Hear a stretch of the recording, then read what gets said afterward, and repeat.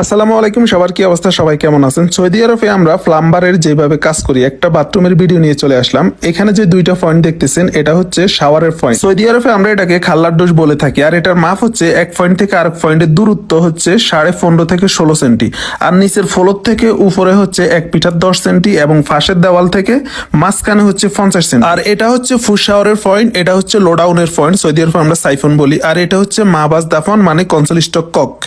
আর এখানে এখানে একটা কুরসি ফেরাঞ্জি বসবে, আর এটা হচ্ছে সাত্তাফের পয়েন্ট হার বাড়ি। এটাও কিন্তু সেম হিসাব, একটা থেকে একটা দূরত্ব মাঝখান 15.5 থেকে 16 সেন্টি। আর এখানে আমরা কিন্তু কলম কাটি নাই, সৌদি কলম কাটতে নিষেধ করছে, যার কারণে পাইপগুলো আমরা নিচে দিয়ে উঠাই নিছি। আর এ পাশে এখানে কিন্তু নিচের তালার জন্য একটা পাইপ নামবে, এখান দিয়ে জায়গা রাখি দিছি নিচের তালার পয়েন্ট। সৌদি আরবে ফুশাওয়ারকে আমরা সাত্তাফ বলি। সাত্তাফের এই পাশে একটা লো কমেট বসবে, মানে একটা কুরসি আরবি। আমরা কুরসি আরবি লো ডাউনের পয়েন্টটা এই উপরে, এখানে কিন্তু এটা হচ্ছে লো ডাউনের পয়েন্ট। সৌদি আরবে কুরসি আরবি লো ডাউন মানে লো কমেটের লো ডাউনটা একটু উপরেই হয়। আর উপরে যে দুইটা পয়েন্ট দেখছেন এটা হচ্ছে ওয়াটার হিটারের পয়েন্ট। বাইরে দুইটা বেসিং এর পয়েন্ট হচ্ছে, আমরা এটাকে মাকসালা বলি সৌদি আরবে। মাকসালা দুইটা মাকসালা বাহিরে। তো কাজটা কেমন হয়েছে সবাই কমেন্ট করে জানাবে।